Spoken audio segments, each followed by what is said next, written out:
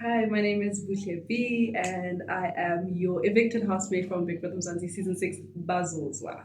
Going into the house, can you take us through how you felt, and were there any expectations that ran through your mind at that moment? Yes. Okay, going to the house, I had mixed feelings. I was very anxious also about coming into the house. Obviously, coming into a new space, a new environment where you don't know anyone, you're thinking like, who am I going to see? Yeah.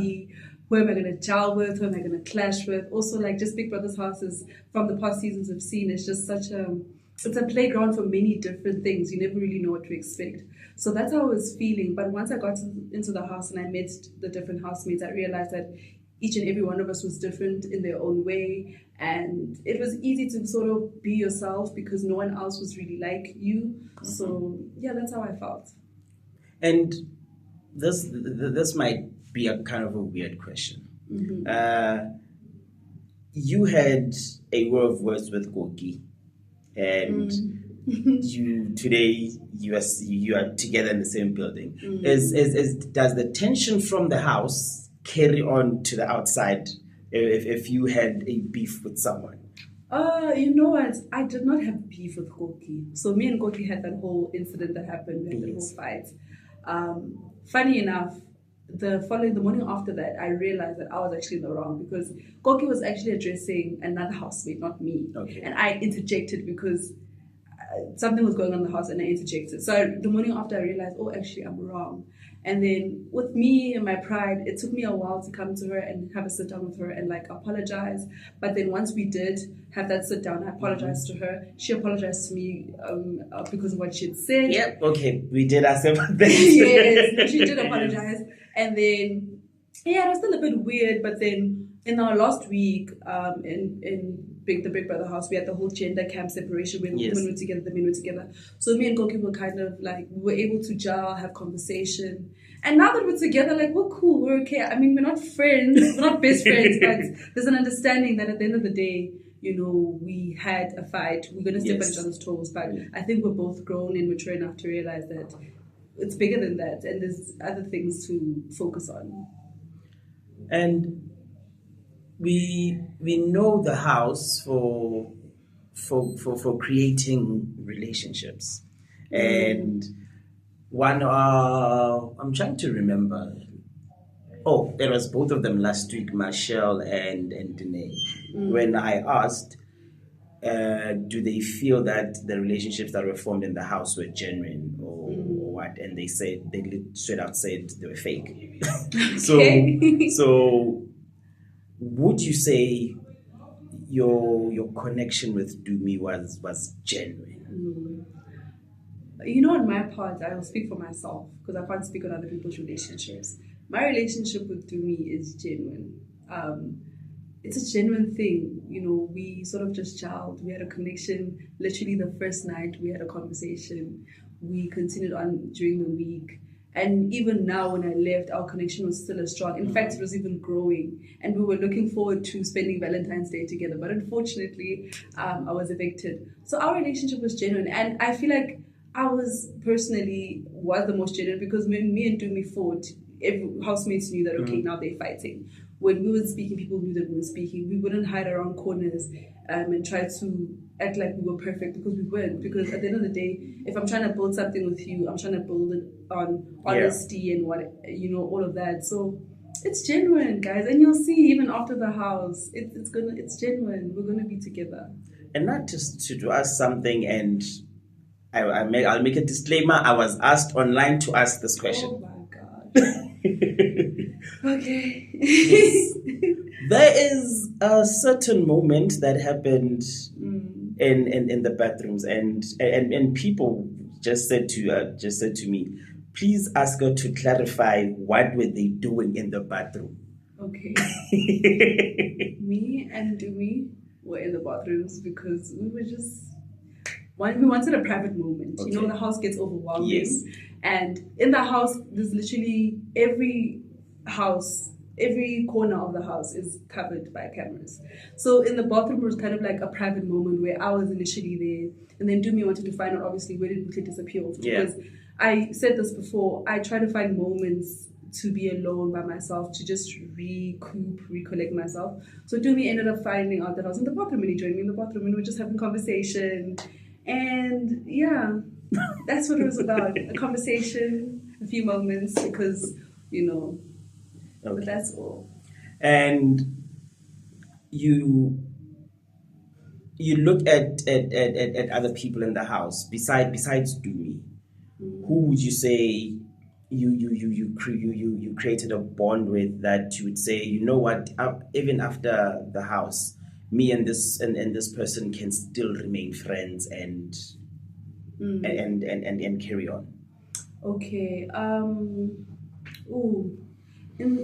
In terms of creating bonds and friendships, I'll always refer back to the one person that I connected with. And our first nights, I connected with two people. It was Dumi and Shia. She unfortunately left us the first week. That was honestly the girl that I felt like I connected with the most. In those 5 days that I was with her, we shared so much, and even now, outside of the house, I want to reach out to her and I want to be able to form a friendship with her.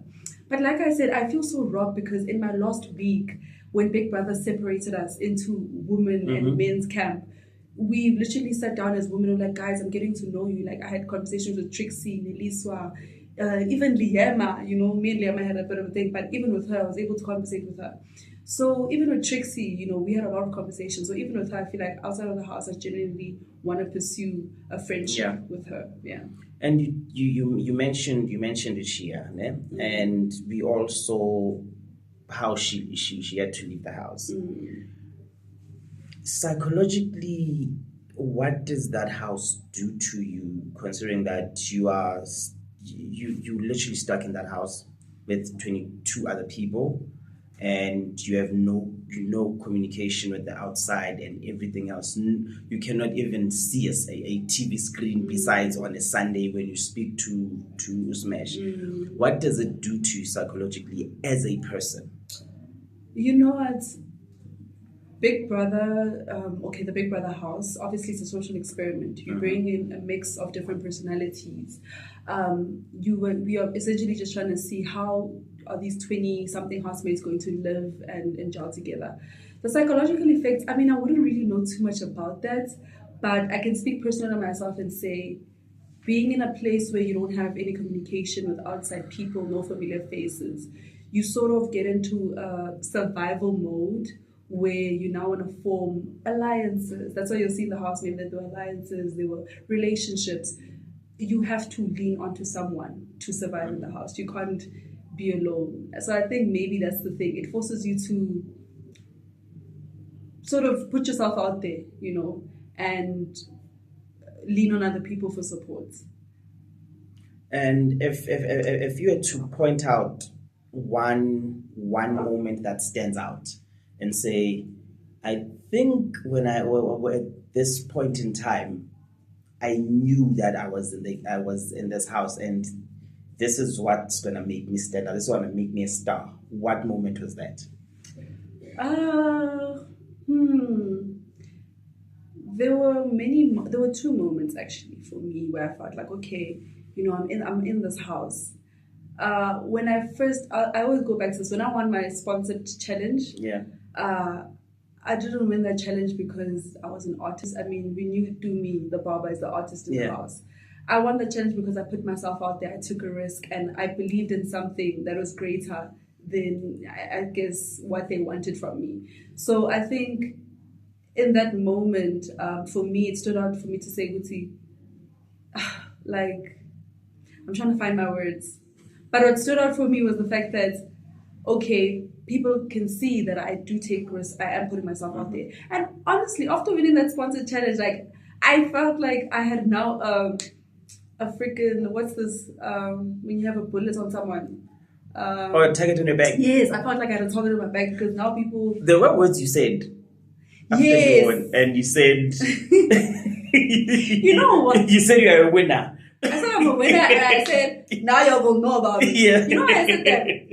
Funny enough, that happened that was a Tuesday, I think, when that thing happened. And on that Tuesday, I had a diary session with Big Brother. And Big Brother was asking me, Big Sister was asking me about, what are you going to do this coming week? I was like, Big Sister, it's up from here. I'm going all the way to the top.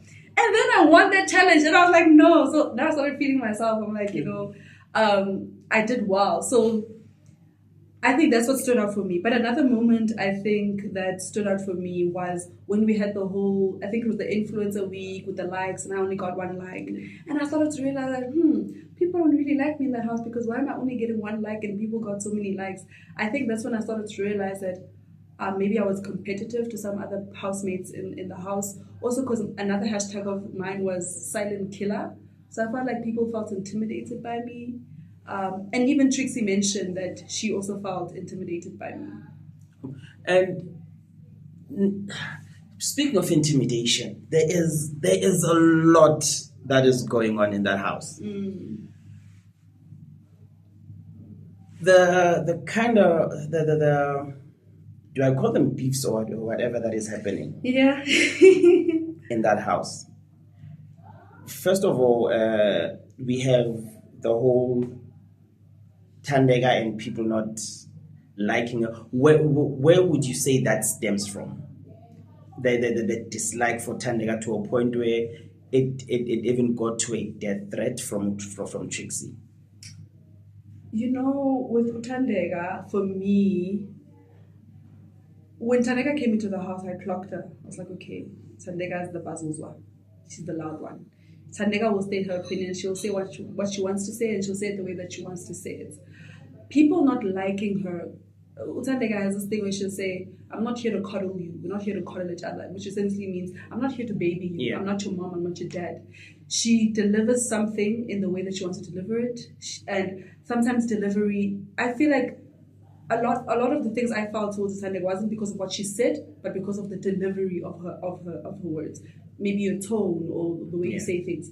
But because she's such a strong personality and a character, man, she sort of intimidated other housemates, and they didn't receive her well. But for me, I always say I was okay with Thandeka. I didn't necessarily have any beefs or any fights with her because I wanted to understand her as best as I could.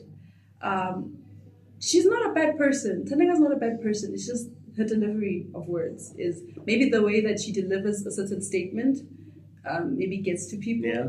But most of the time, most of the things that she was saying, they made sense.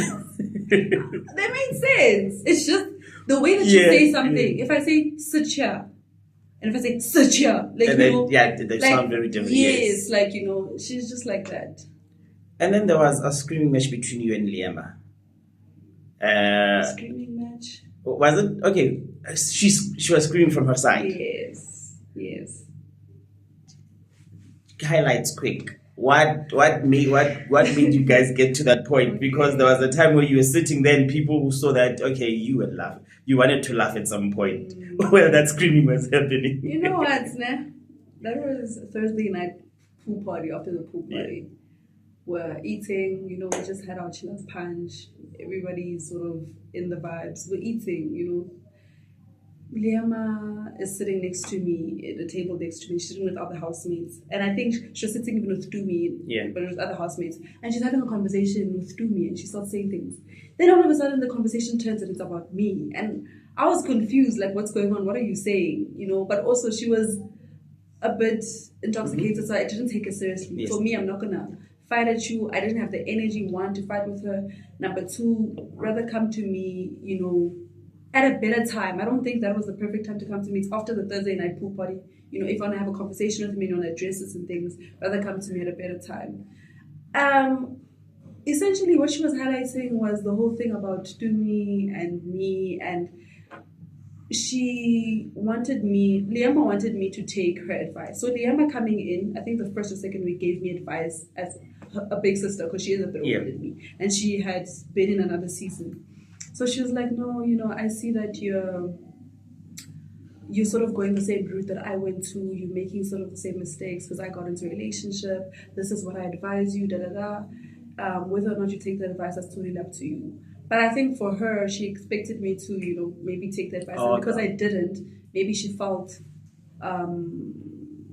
what's the word, like, offended. But I just felt like she could have had a better conversation with me, which we were planning on having the conversation. Literally before I left, I said to her, look, we're cool, we're fine, because we were fine the whole week. We're doing Yeah. the wager task. We're cool, we're laughing, we're girls. But we have to address this thing. We're not going to look over it. Unfortunately, the conversation didn't happen. And words were said this past week to people. One said she wants to stab another one, and then one said another one was a woman, has been a woman for 2 minutes.